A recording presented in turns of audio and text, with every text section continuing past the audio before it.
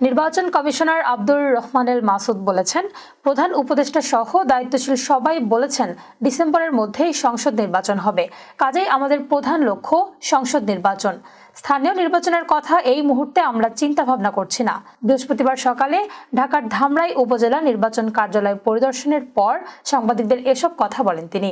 নির্বাচন কমিশনার বলেন, স্থানীয় নির্বাচনের যে সংস্কার প্রক্রিয়া চলছে তাতেও কিন্তু নির্বাচনের জন্য সরকারের কোনো নির্দেশনা আমাদের কাছে আসেনি। স্থানীয় নির্বাচন করার জন্য কোনো অনুরোধ আসেনি।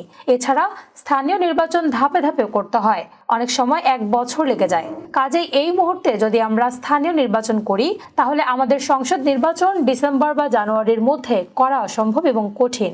তিনি বলেন, আমাদের মূল লক্ষ্য সংসদ নির্বাচন করা। আমরা এটা নিয়েই কাজ করছি। ভোটার তালিকা হালনাগাদ করা হচ্ছে। ভোটার তালিকা জুনের মধ্যে চূড়ান্ত হয়ে যাবে। জুনের পর ডিসেম্বরে যদি আমাদের করতে হয় তাহলে আমাদের অক্টোবর নভেম্বরের মধ্যে তফসিল ঘোষণা করতে হবে।